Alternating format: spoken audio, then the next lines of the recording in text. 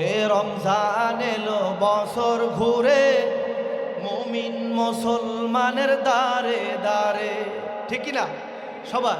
মাহে রমজান এলো বছর ঘুরে, মুমিন মুসলমানের দারে দারে, রহমতেরি বাণী নিয়ে, মাগফিরাতের পয়গাম নিয়ে, রহমতেরি বাণী নিয়ে, মাগফিরাতের পয়গাম নিয়ে, এলো সবার মাঝে আবার ফিরে।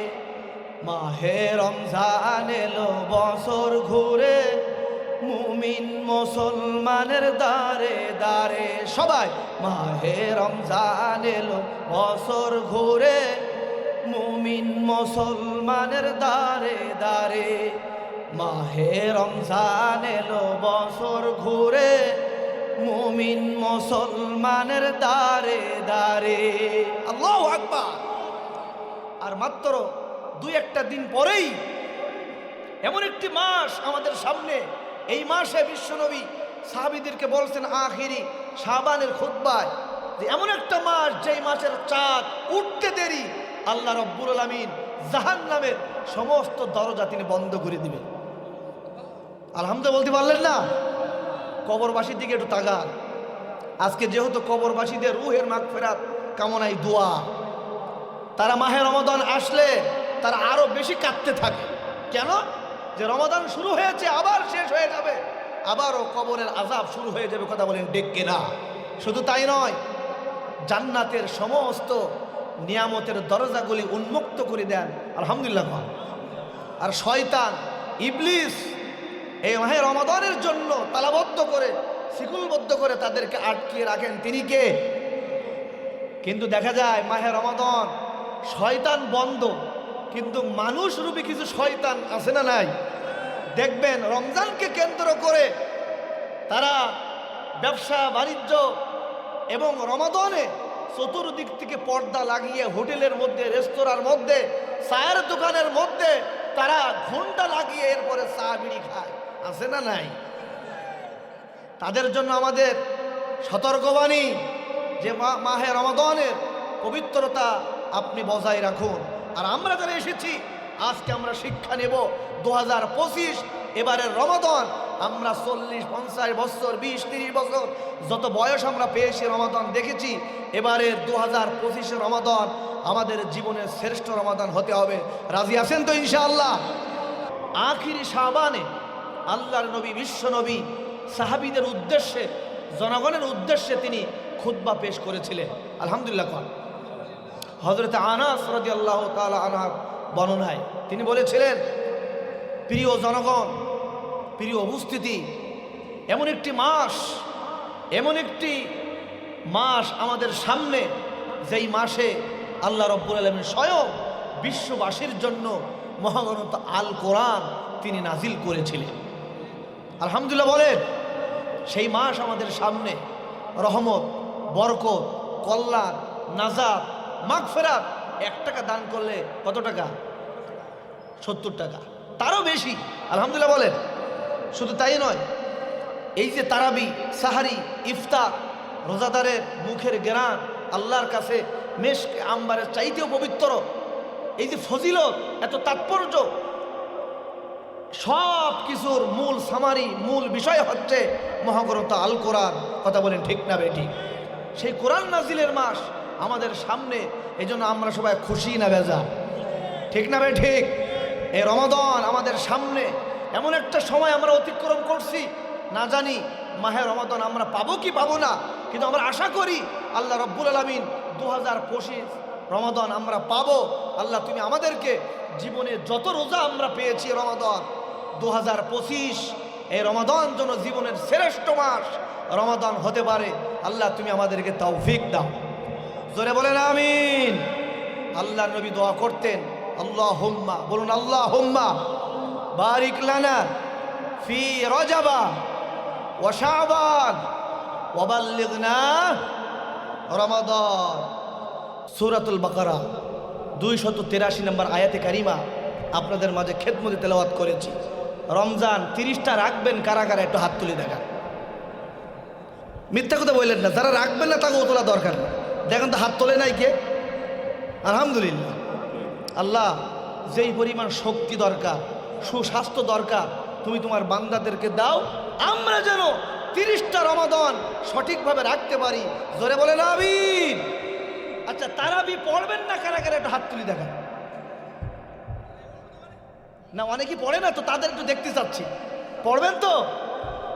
প্রথম 4-5 দিন পড়বেন, এরপর আর আসবেন না কারা কারা? আলহামদুলিল্লাহ বলেন।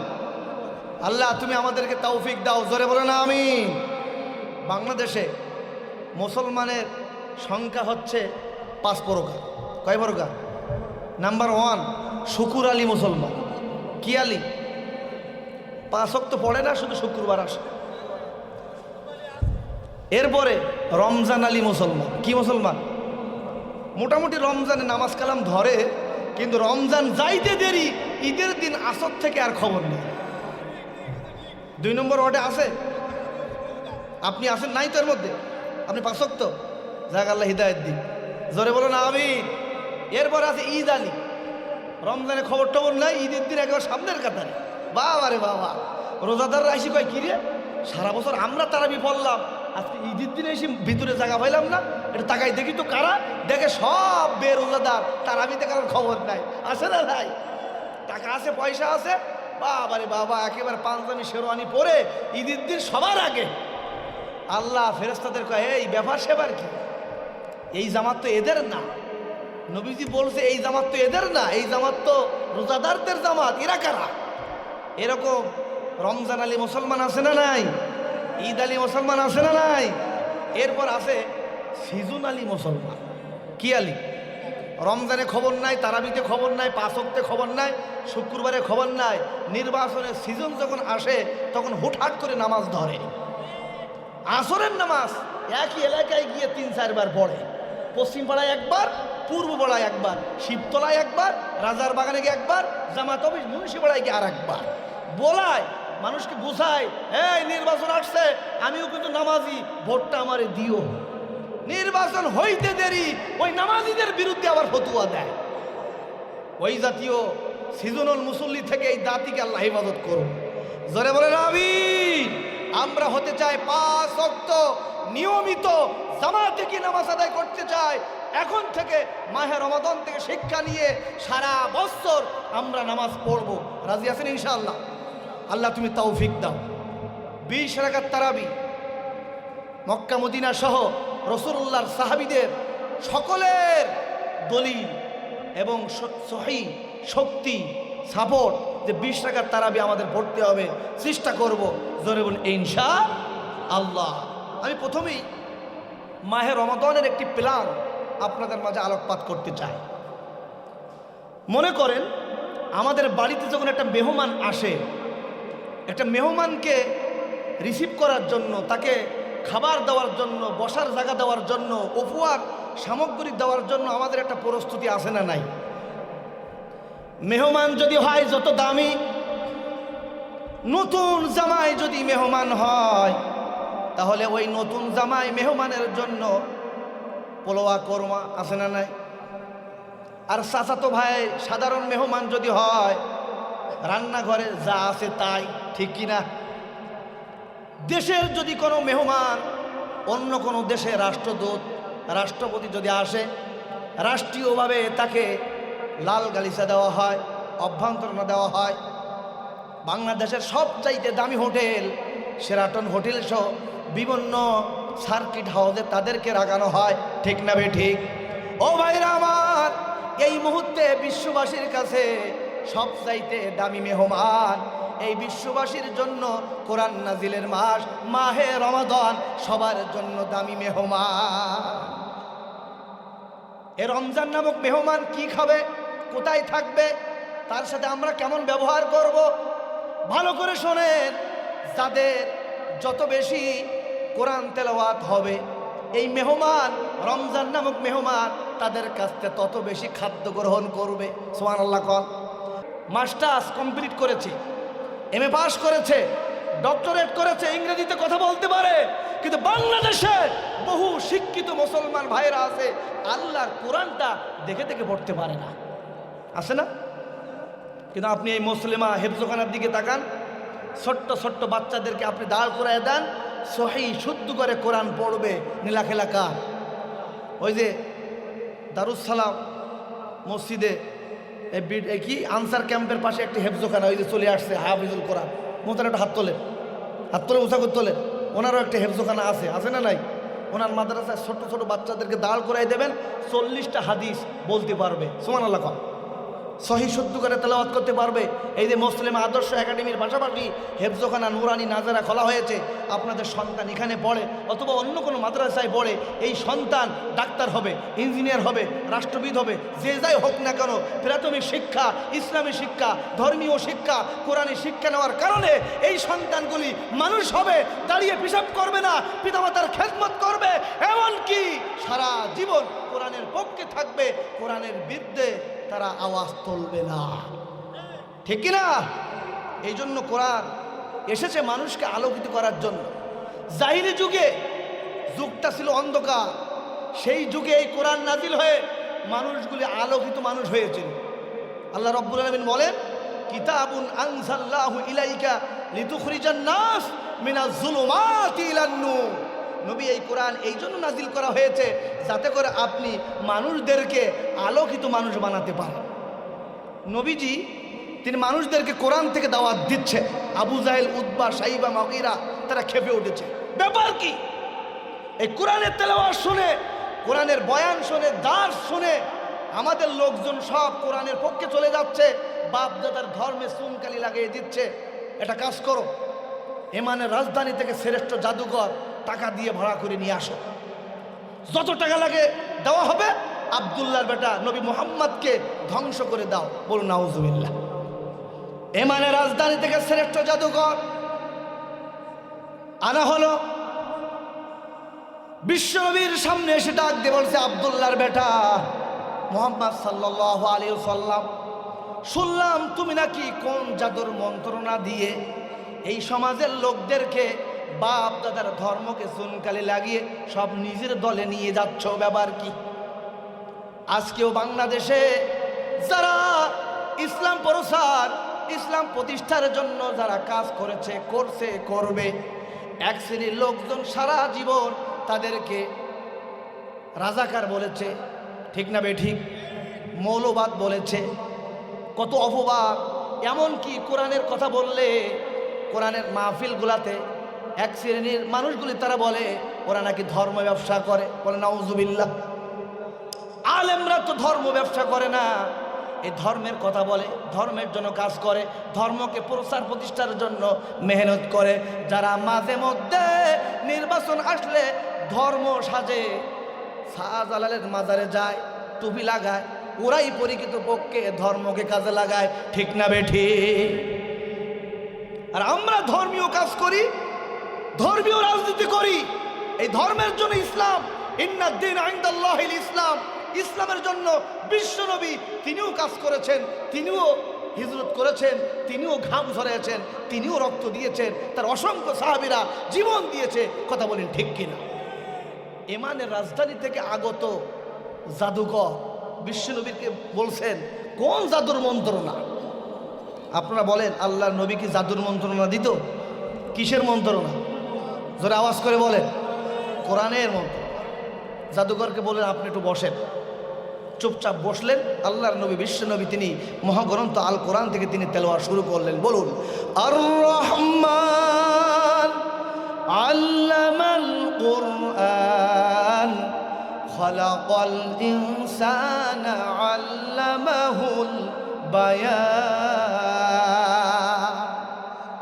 আর রহমান তিনি দয়াময় রহমান, যিনি কোরআন নাজিল করেছেন, যিনি মানুষকে সৃষ্টি করেছেন, যিনি মানুষকে কথা বলার যোগ্যতা, বয়ান শিক্ষা দিয়েছেন। আল্লাহর নবী বিশ্বনবী তেলাওয়াত করতে করতে বহু সময়ের পরে হঠাৎ করে তিনি তেলাওয়াত বন্ধ করে দিলেন। তেলাওয়াত বন্ধ করে জাদুকরের চোখের দিকে তাকিয়ে নবীজি দেখতে পেলেন জাদুকরের চোখ দিয়ে পানি বেয়ে বেয়ে পড়ে। জাদুকরের ডাক দিয়ে বললেন, আল্লাহর নবী বিশ্ব নবী ও আব্দুল্লাহর বেটা নবী মুহাম্মদ রাসূলুল্লাহ সাল্লাল্লাহু আলাইহি ওয়াসাল্লাম, আল্লাহর নামে কসম করে বলি, আমি এমানের রাজধানীর শ্রেষ্ঠ জাদুকর। কত মানুষকে জাদুর মন্ত্রণা শিখায়, নিজেও শিখেছি। আপনাকে জাদুর মন্ত্রণা দিয়ে আপনাকে ধ্বংস করার জন্য এমান থেকে টাকার বিনিময়ে আমি এসেছি। কিন্তু আল্লাহর কসম করে বলি, আপনি যেই তেলাওয়াত, যেই মন্ত্রণা পাঠ করলেন, এটা কোনো দুনিয়ার কোনো জাদুকরের মন্ত্রণা নয়। আল্লাহর কসম করে বলি, এটা আকাশ আর জমিনের মালিক আল্লাহর পক্ষ থেকে নাজিলকৃত ঐশী বাণী, আসমানি গ্রন্থ, মহাগ্রন্থ আল কোরআনের বাণী। ইয়া রাসূলুল্লাহ, এই কোরআনের বাণী শোনার কারণে আমার কান দিয়ে ঢুকেছে, দিলের মধ্যে গিয়ে পৌঁছিয়েছে, দিলটা কেঁপে উঠেছে। এই জন্য আমার চোখের পানি বের হয়েছে। হুজুর, আপনি আর দেরি করবেন না, আপনি আমাকে ক্ষমা করে দিন।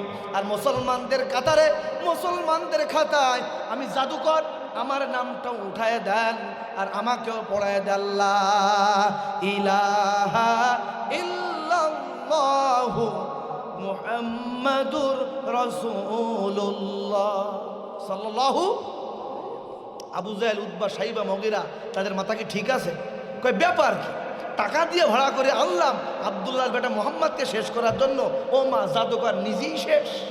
সুবহানাল্লাহ। কন বাংলাদেশে বিভিন্ন বুদ্ধিজীবী ভাড়া করে আনা হতো ভারত থেকে, ঠিক কিনা? কিভাবে কোরআনের মুফাসসির, কোরআনের আলেম, ইসলামী আন্দোলনের নেতৃবৃন্দদেরকে কিভাবে জেলে ঢোকানো যায়, ফাঁসিতে ঝোলানো যায়, টাকা দিয়ে ভারতের গোয়েন্দা, ভারতের বুদ্ধিজীবী যাদের টাক নাই, মাথা নাই, তারা এসে এই বাংলাদেশের আলেমদের বিরুদ্ধে বিভিন্ন তারা ফতোয়াবাজি করছে। আল্লামা সাইদি হুজুরকে তাড়াহুড়া করে কাশিমপুর কারাগার থেকে ভুল চিকিৎসা দিয়ে পরিবারের লোকদেরকে আসতে দেয় নাই, দলীয় নেতৃবৃন্দদেরকে কাছে ঢুকতে দেয় নাই, রাতের আধারে ইঞ্জেকশনের পুশ করে তাকে শহীদ করা হয়েছে শুধুমাত্র ওই জাতীয় আবু জাহেলের উত্তরসূরি ভারতের ৫টা দালালেরা। কথা বলেন ঠিক কিনা? কিন্তু আপনারা বলুন, কোরআনের নূর, কোরআনের ইলম, কোরআনের মুজিজা যুগ যুগ ধরে ওরা দামাতে চেয়েছিল, নিষিদ্ধ করতে চেয়েছিল, ধ্বংস করতে চেয়েছিল। ওরা কি পেরেছিল? ওরা কি পারবে? এই কোরআনের মুজিজা কার হাতে? এই নূর কার হাতে? মোমবাতির বাতি মুখের ফুক্কার দিয়ে নিভানো যায়, কিন্তু আপনারা বলুন, এই বিদ্যুতের লাইট এখানে সবাই মিলেমিশে যদি ফুক্কার দিয়ে নিভবে, এই চাবি কার হাতে? আল্লাহ বলেছেন, ইউরিদুনা লিউতফিউ নূরাল্লাহ। এই নূরকে যারা নিভাতে আসবে, আল্লাহ আরো প্রজ্বলিত করে জ্বালিয়ে কোরআনের নূরে আলোকিত সমাজ গঠন করে দেবে। ধরে বলে ইনশাআল্লাহ। ইসলামী আন্দোলন, শহীদি কাফেলা, বাংলাদেশ জামাত ইসলামী এবং ইসলামী ছাত্র শিবির নিয়ে অতীতে চক্রান্ত করা হয়েছে, মামলা হামলা দেওয়া হয়েছে, বিভিন্ন অপবাদ দেওয়া হয়েছে, কাজে লাগে নাই।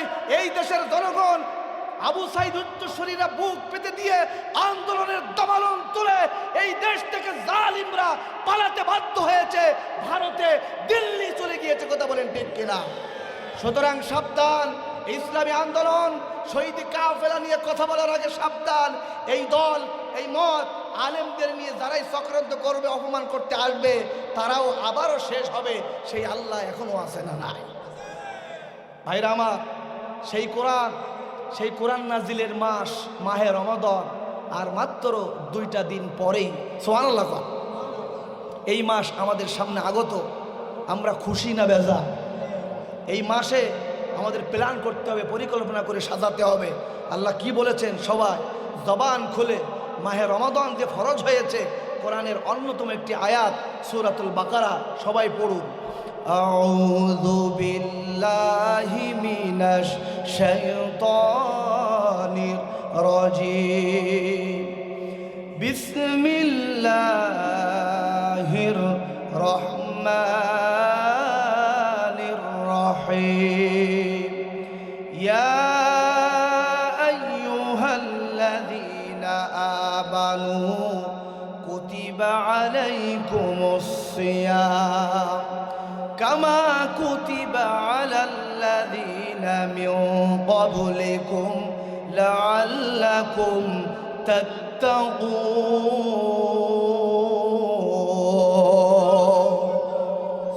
আল্লাহু আকবার।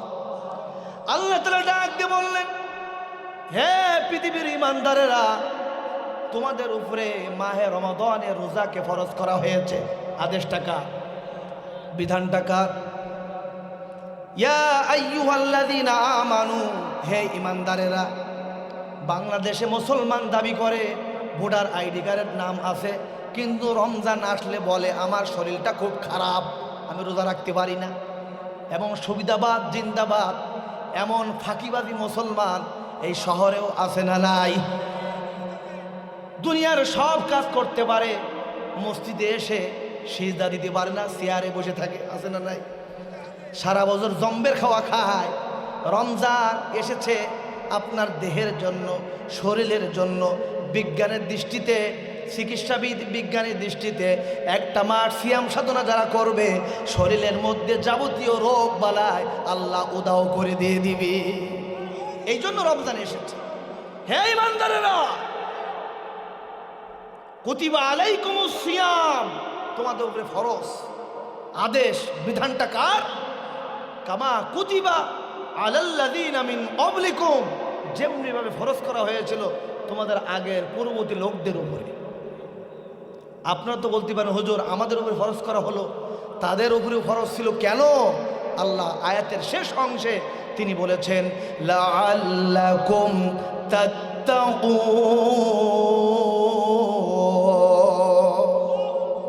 আল্লাহ চায় আমার বান্দারা মুত্তাকি হয়ে যাক, আল্লাহ চায় আমার বান্দারা নেককার হয়ে যাক। আল্লাহ চায় একটা মাসে সিয়াম সাধনা করার পর প্রত্যেকটা মুসলমান আল্লাহর নেক বান্দা হয়ে যায়। জোরে বলুন সুবহানাল্লাহ। এই জন্য আল্লাহ তাআলা মাহে রমাদানকে তিনি কর্মসূচি আকারে সাজিয়ে দিয়েছেন বিশ্ববাসীর জন্য। জোরে বলুন সুবহানাল্লাহ। এই পৃথিবীবাসী বিশ্ববাসীকে যুগ যুগ ধরে মুক্তির পথ দেখাতে পারে নাই, কিন্তু আল্লাহ রব্বুল আলামিন এই মাসে লাইলাতুল কদরের রাতে মহাগ্রন্থ আল কোরআন নাজিল করে গোটা বিশ্বের মানব মণ্ডলীকে মুক্তির পথ তিনি দেখাইছেন। কথা বলেন ঠিক কিনা? সেটা হচ্ছে আল কোরআন।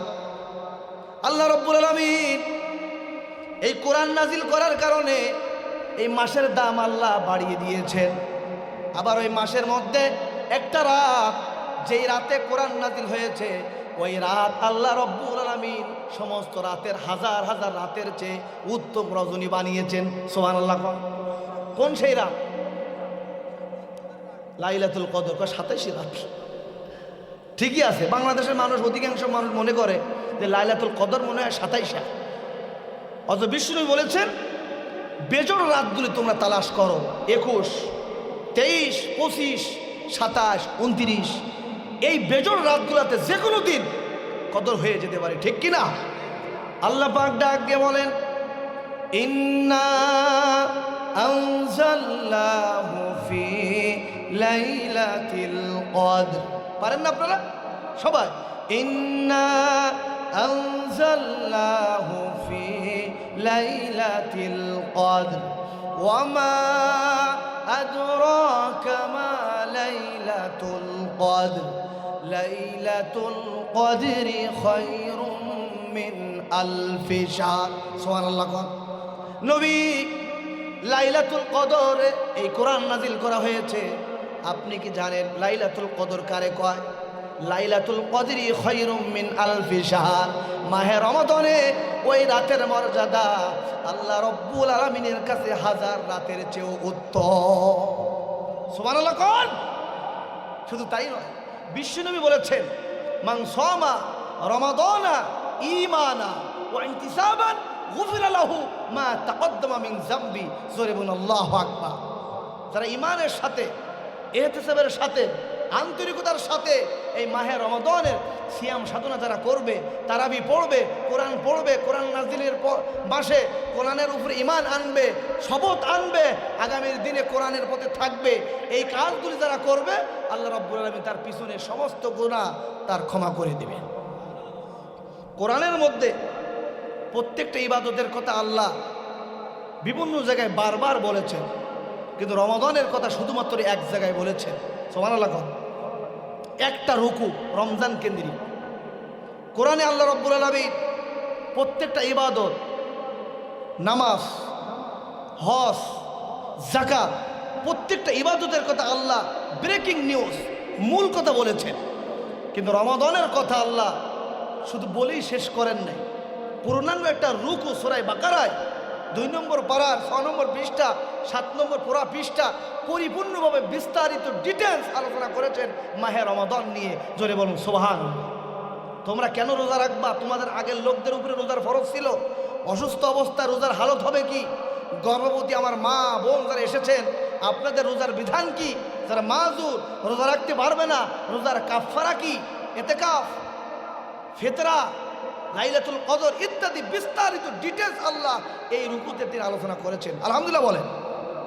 শুধু তাই নয়, এই মাহে রমাদান যারা পাবে, আর এই রমাদান পাওয়ার পরেও যারা গুনাহকে সাফ করে নিতে পারবে না, তাদের মতন হতভাগা, তাদের মতন পোড়া কপাল আল্লাহর জমিনে আর কিছু হতে পারে।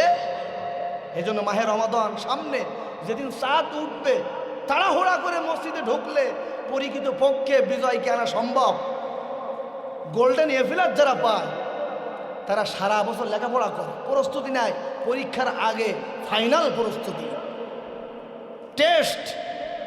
আমার বন্ধুগণ, মাহে রমাদান সামনে, এখন থেকে যদি আমরা 100% প্রস্তুতি গ্রহণ না করতে পারি, যেদিন চাঁদ উঠবে ওই দিন আপনি মসজিদে যাবেন, আগামাতে আপনি খুঁজে পাবেন না। ঠিক না ভাই? ঠিক।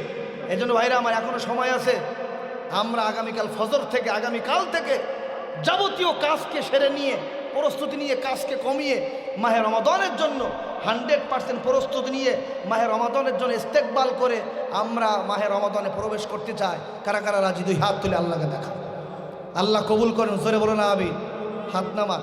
কি আপনাদের কোনো ভয় হচ্ছে, টেনশন আছে? রেখো না মনেতে ভয়, বান্দা খোদা, দূর হয়ে যাবে বাধা সব।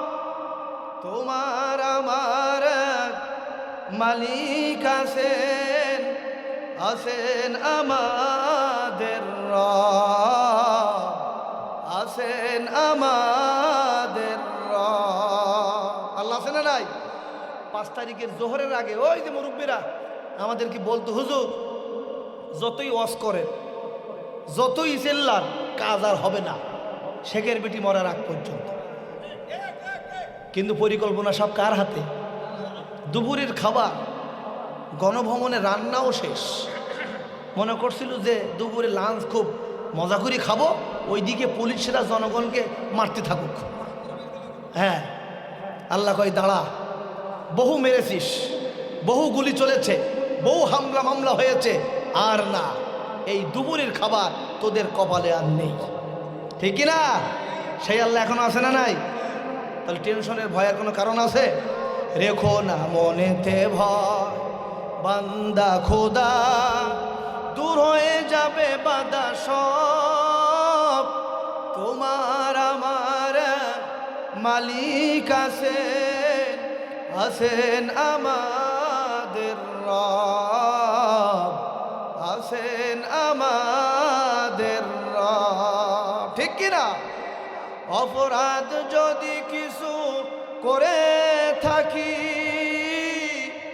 একটাই অপরাধ, আল্লাহ রাসূলের দল করি।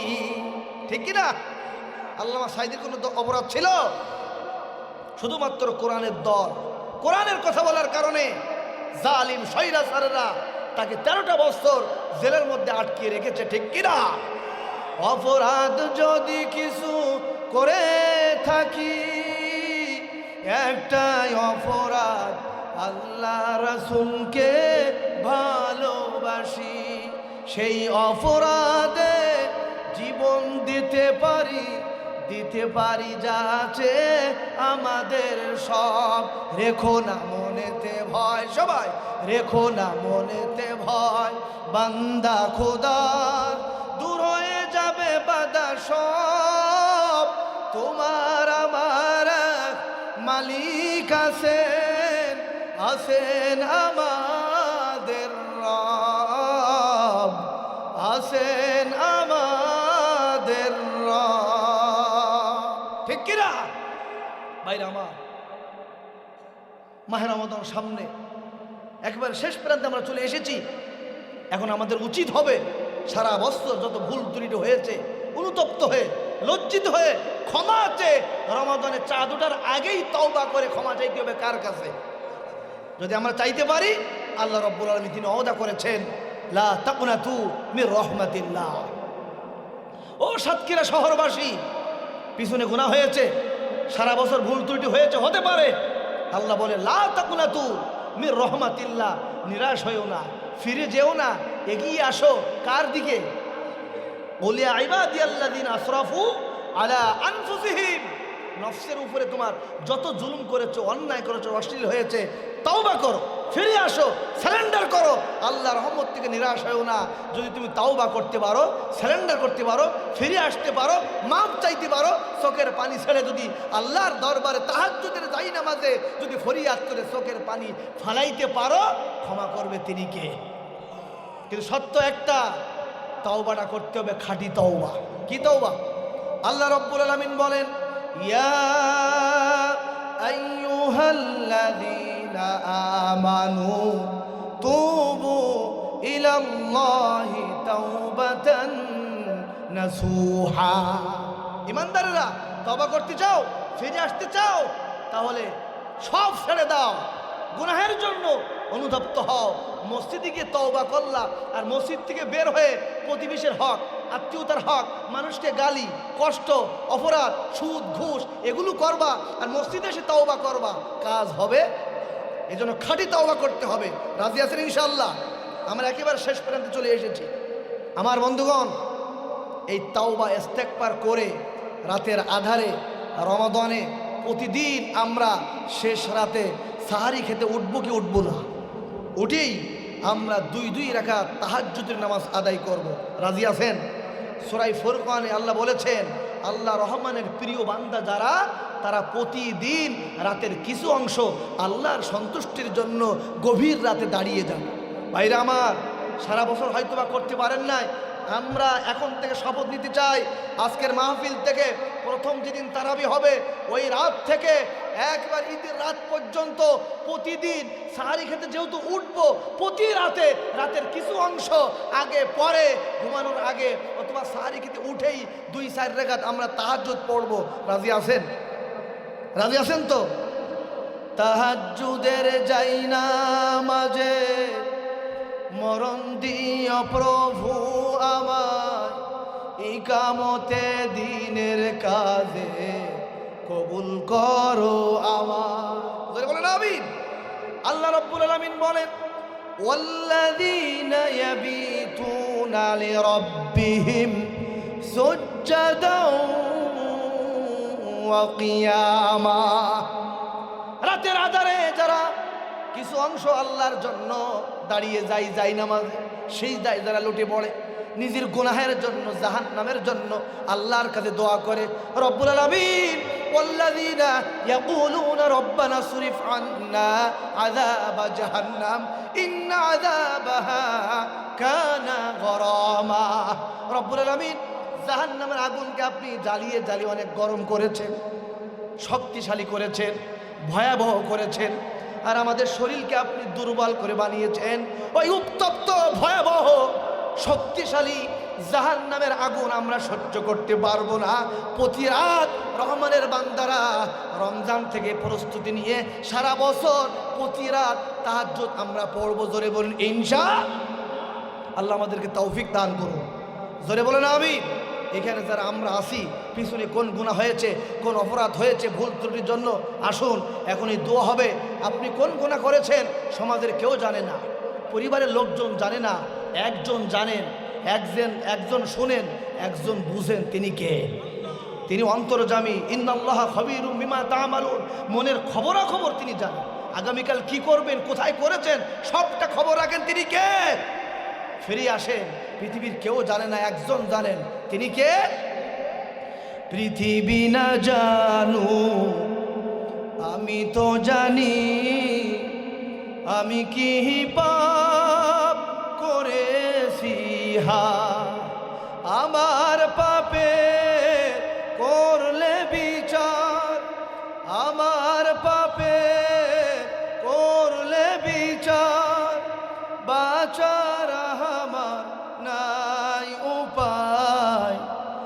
দয়াময় তুমি মাফ করো আমায়, মাফ করো আমায়। জোরে বলেন আমিন, আর জোরে বলেন আমিন। হাযা মা ইনদি ওয়াল ইলমু ইনদাল্লাহ আলাইহি তাওয়াক্কালতু ওয়া ইলাইহি উনীব।